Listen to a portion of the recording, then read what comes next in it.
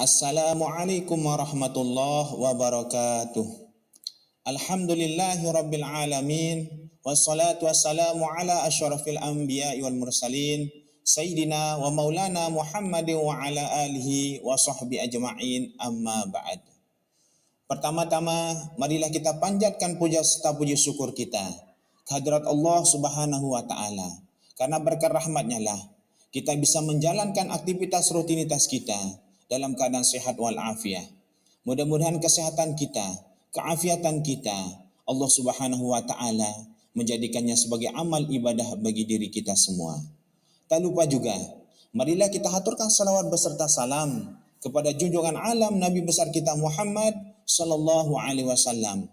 Mudah-mudahan dengan salawat yang kita ucapkan, mudah-mudahan dengan salawat yang kita lantunkan, Allah Subhanahu wa Ta'ala memperkenankan kita semua berjumpa dengan baginda Rasulullah sallallahu alaihi wasallam dan mendapatkan syafaatnya fi yaumil qiyamah. Amin amin ya rabbal alamin. Saya dari peserta PKDP angkatan 3 ingin mempresentasikan tentang mata kuliah Kalam 1, yaitu bisa disebut dengan percakapan bahasa Arab. Percakapan bahasa Arab merujuk pada komunikasi lisan yang dilakukan antara dua orang atau lebih dalam bahasa Arab, baik dalam bentuk percakapan sehari-hari maupun dalam situasi formal. Secara lebih rinci, percakapan bahasa Arab terdiri dari beberapa hal. Yang pertama, kosakata bahasa Arab atau biasa disebut dengan mufradat. Yang kedua, struktur kalimat atau biasa disebut dengan tarkib. Yang ketiga, ungkapan dan frase yang biasa disebut dengan at-ta'bir. Yang keempat, tata bahasa Arab atau yang biasa disebut dengan nahwu dan shorof. Dari komponen-komponen ini harus kita penuhi sehingga kita bisa lancar di dalam berbicara bahasa Arab. Selanjutnya kita akan membahas tentang al-muharat al-lughawiyah, yaitu macam-macam keterampilan berbahasa Arab. Di antara macam-macam keterampilan berbahasa Arab adalah yang pertama, keterampilan berbicara yang biasa disebut dengan muharatul kalam. Yang kedua, keterampilan mendengar yang biasa disebut dengan muharatul istima'. Yang ketiga, keterampilan membaca yang biasa disebut dengan muharatul qiraah. Yang keempat, keterampilan menulis yang biasa disebut dengan muharatul kitabah. Di antara macam-macam keterampilan ini, ada yang khusus kita akan bicarakan adalah pertama, keterampilan berbicara bahasa Arab. Pembahasan selanjutnya adalah pengertian keterampilan berbicara bahasa Arab. Keterampilan berbicara bahasa Arab adalah kemampuan seseorang untuk menggunakan bahasa Arab secara lisan dalam komunikasi sehari-hari. Ini mencakup beberapa aspek penting, antara lain adalah mereka itu mampu menguasai kosakata bahasa Arab atau biasa disebut dengan al-mufradat, di mana seseorang itu dituntut untuk mampu menguasai mufradat di dalam berbicara bahasa Arab minimal 75% untuk mampu berbicara bahasa Arab dengan baik dan benar. Yang kedua, penguasaan tata bahasa Arab atau biasa disebut dengan al-qawaid, di mana seseorang itu dituntut untuk mampu menguasai tata bahasa. Karena tanpa tata bahasa, apa yang kita ucapkan itu tidak dipahami oleh orang lain. Karena ungkapan-ungkapan ini harus sesuai dengan struktur kalimat yang dipakai di dalam bahasa Arab. Seperti jumlah ismiyah, jumlah fi'liyah, jumlah zarfiyah, dan jumlah maf'uliyah. Di mana struktur-struktur ini yang sering kita gunakan ketika kita berbicara bahasa Arab. Kalau kita tidak menggunakan struktur ini, maka seseorang yang lawan bicara kita tidak akan paham apa yang kita ucapkan. Yang ketiga adalah intonasi dan pengucapan, di mana seseorang itu dituntut ketika pengucapan harus jelas sesuai dengan tujuan apa yang kita ucapkan. Intonasi dalam berbicara bahasa Arab berperan penting dalam menyampaikan makna dan emosi dengan cara yang tepat. Intonasi dalam bahasa Arab juga dapat mempengaruhi arti suatu kalimat, terutama dalam situasi percakapan sehari-hari. Ketika kita berpidato, ketika kita pembacaan teks, itu harus sesuai dengan intonasi yang kita ucapkan. Yang keempat adalah fleksibilitas bahasa Arab. Pembahasan ini merujuk pada kemampuan untuk menggunakan bahasa Arab dalam berbagai konteks dan situasi dengan cara yang sesuai dan efektif. Ini mencakup kemampuan untuk menyesuaikan penggunaan bahasa Arab dengan berbagai gaya komunikasi, baik dalam bentuk formal maupun informal, serta kemampuan untuk memahami dan beradaptasi dengan variasi dialek yang ada di dunia Arab. Selanjutnya, macam-macam keterampilan berbicara bahasa Arab.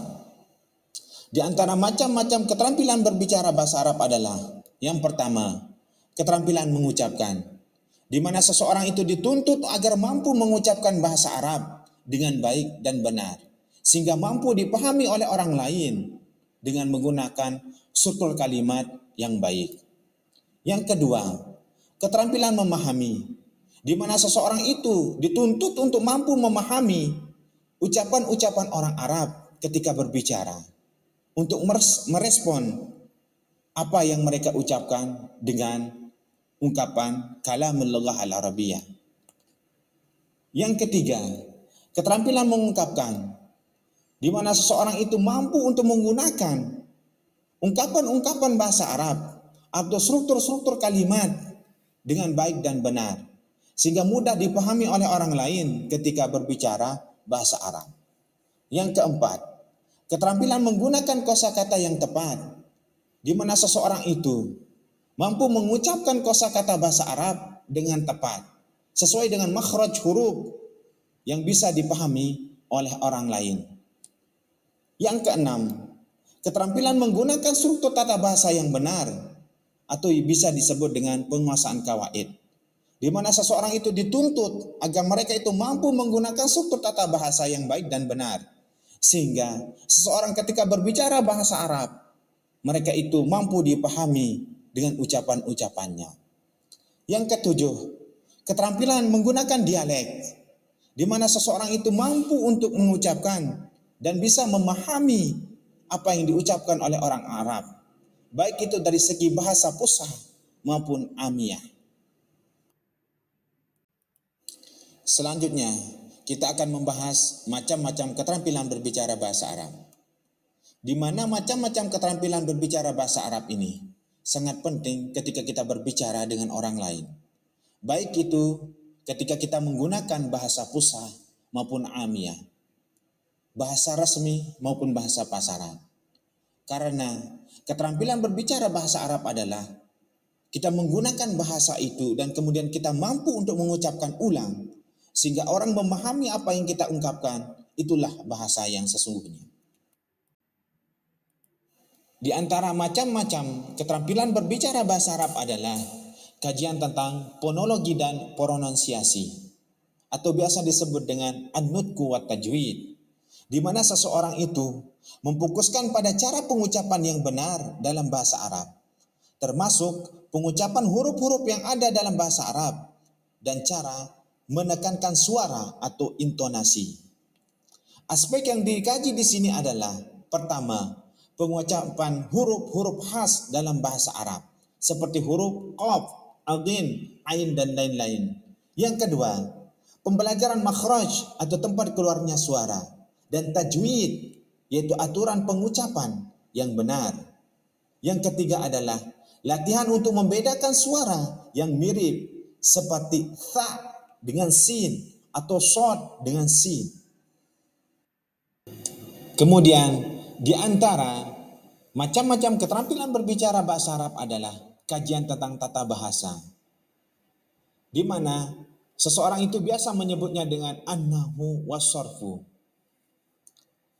An-nahwu was-sarfu atau kajian tentang tata bahasa, yaitu mempelajari struktur kalimat dan bagaimana kata-kata disusun untuk membentuk kalimat yang benar dan sesuai dengan aturan tata bahasa Arab. Aspek yang dikaji di sini adalah yang pertama, susunan kalimat, jumlah ismiyah dan jumlah fi'liyah. Dan yang kedua, penggunaan harakat dan tanda baca dalam kalimat. Yang ketiga, penggunaan kata depan, kata kerja, dan kata benda yang tepat dalam berbicara.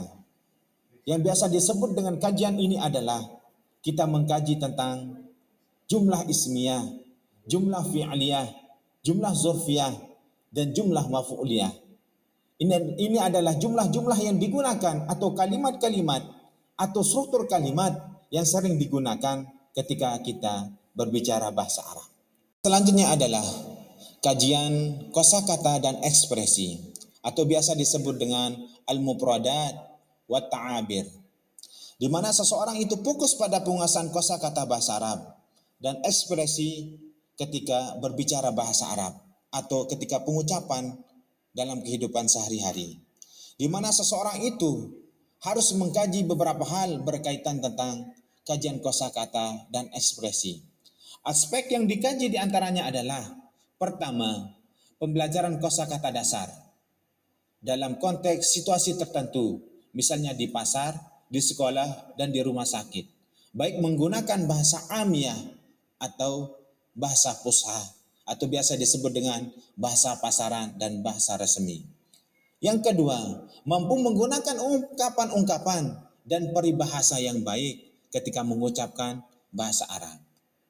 Dan yang ketiga, pembelajaran idiomatik yang sering muncul dalam percakapan bahasa Arab.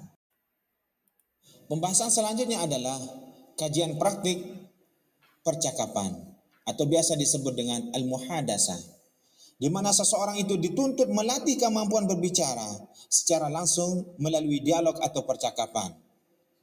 Aspek yang dikaji di sini adalah praktik percakapan dalam situasi sehari-hari, seperti berkenalan, bertanya arah atau berbelanja, atau biasa disebut dengan at-ta'aruf atau berkenalan. Yang kedua, latihan berbicara dalam kelompok atau berpasangan. Yang ketiga, penggunaan pertanyaan dan jawaban dalam percakapan atau hiwar atau biasa disebut dengan percakapan sehari-hari. Yang keempat, pembelajaran tentang bagaimana melakukan percakapan yang lancar dan alami, termasuk intonasi dan ekspresi wajah ketika berbicara dengan orang lain. Selanjutnya, pembahasan tentang kajian penggunaan bahasa Arab dalam konteks sosial atau biasa disebut dengan al-lughah fi siyaqil ijtima'i, di mana seseorang itu dituntut untuk memahami bagaimana berbicara dalam bahasa Arab yang berbeda-beda sesuai dengan konteks sosial seperti percakapan formal maupun informal, baik menggunakan bahasa Arab fusha maupun amiyah. Di antara aspek yang dikaji dalam penggunaan bahasa dalam konteks sosial adalah pertama, perbedaan bahasa yang digunakan dalam situasi formal dan non-formal. Yang kedua, memahami sopan santun dalam berbicara bahasa Arab, seperti penggunaan salam, assalamualaikum. Kedua, permintaan maaf, ismahli, atau ucapan terima kasih, syukran. Yang ketiga, pembelajaran bahasa Arab yang digunakan dalam ceramah, presentasi, atau berbicara di depan umum. Di sini harus disesuaikan dengan konteks sosial ketika kita berbicara bahasa Arab, karena akan mempengaruhi intonasi ketika dalam ada ucapan berbicara bahasa Arab. Pembahasan selanjutnya adalah kajian pengenalan budaya Arab atau biasa disebut al-lughah wath-thaqafah, di mana seseorang itu dituntut untuk menyadari pentingnya budaya dalam bahasa Arab dan bagaimana berbicara dalam bahasa Arab dipengaruhi oleh budaya. Pengenalan budaya Arab ini bisa dikaji di beberapa aspek. Di antaranya adalah pertama, kebiasaan berkomunikasi dalam masyarakat Arab seperti tata krama dalam berbicara dan mendengarkan. Kedua, memahami metafora atau simbol budaya yang digunakan dalam percakapan. Yang ketiga, pembelajaran tentang perbedaan dialek atau aksen di berbagai negara berbahasa Arab. Kajian ini sangat penting ketika kita berbicara bahasa Arab, karena budaya Arab berbeda-beda, terutama dengan budaya kita. Karena ada kadang-kadang mengucapkan kata syukran, ya habibi, syukran kathir, ya habibi, ya akhi, dan seterusnya. Kadang-kadang dengan ekspresi menandakan kebahagiaan, menandakan kemarahan, menandakan yang lainnya. Untuk itu perlu kita ada pengenalan budaya Arab ketika kita berbicara bahasa Arab. Pembahasan selanjutnya adalah kajian tentang peningkatan kepercayaan diri dalam berbicara, atau biasa disebut dengan as-thiqatu bin nafsi, di mana seseorang itu dituntut untuk meningkatkan rasa percaya diri dalam berbicara bahasa Arab dengan orang lain, baik itu orang banyak atau dalam situasi yang menegangkan. Di mana aspek ini harus mengkaji pertama, latihan berbicara dengan percaya diri seperti presentasi atau pidato dalam bahasa Arab. Yang kedua, mengatasi rasa gugup saat berbicara di depan umum. Yang ketiga, penggunaan teknik relaksi dan teknik berbicara untuk memperlancar komunikasi. Di mana kajian ini sangat penting dalam ketika kita mengkaji tentang percakapan bahasa Arab. Karena dengan kepercayaan diri, kita bisa mampu berbicara bahasa Arab dengan pede, dengan baik dan benar, dengan percaya diri, sehingga apa yang kita ungkapkan itu dapat memberikan pengaruh bagi orang lain. Pembahasan selanjutnya adalah kajian tentang interaksi verbal dan non-verbal, di mana seseorang itu biasa menyebutnya dengan at-tafa'ulul labzi dan wa ghairul labzi, di mana seseorang itu dituntut untuk mengkaji bagaimana bahasa tubuh dan ekspresi wajah dalam mendukung percakapan bahasa Arab.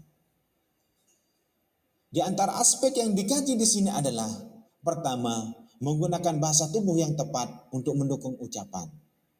Yang kedua, memahami ekspresi wajah dan gerakan tubuh dalam komunikasi, baik verbal maupun non-verbal.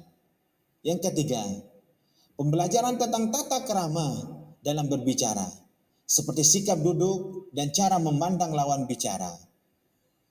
Ekspresi ini adalah di mana seseorang itu mampu untuk menyesuaikan bahasa tubuhnya dengan bahasa ucapan, sehingga orang itu ketika berbicara dengan mereka memberikan kenyamanan dan memberikan pemahaman yang sesuai dengan apa yang ia ucapkan. Pembahasan terakhir adalah kajian tentang penerjemahan dan interpretasi lisan, atau biasa disebut dengan at-tarjamah asy-syafawiyah, di mana seseorang itu dituntut untuk memfokuskan pada keterampilan menerjemah dan menginterpretasikan bahasa Arab secara lisan dari satu bahasa ke bahasa yang lain secara tepat dan akurat, di mana seseorang ini dituntut untuk mampu menerjemahkan bahasa orang lain ke bahasa tujuan, yaitu mungkin bahasa Arab ke bahasa Indonesia atau bahasa Indonesia ke bahasa Arab dengan terjemah secara langsung, baik itu lisan maupun secara investasi bahasa. Aspek yang dikaji di sini adalah latihan menerjemahkan percakapan dalam bahasa Arab ke dalam bahasa Indonesia atau bahasa lain secara langsung, di mana seseorang itu dituntut dengan terjemah ini, dengan interpretasi lisan ini, maka orang itu mampu untuk menerjemahkan dalam situasi konferensi atau pertemuan internasional. Karena bahasa Arab adalah bagian dari bahasa internasional. Untuk itu, melalui kajian-kajian ini, seseorang dapat memperdalam keterampilan berbicara bahasa Arab. Dalam bahasa Arab dengan berbagai pendekatan yang sesuaikan dengan tujuan dan kebutuhan masing-masing. Sehingga seseorang ini ketika mereka itu berbicara bahasa Arab atau berbicara tentang kemahiran berbicara bahasa Arab, mereka yang selalu dipandang adalah mampu mengucapkan baik secara bahasa lisan maupun bahasa tubuh. Inilah pembahasan tentang macam-macam keterampilan berbicara bahasa Arab.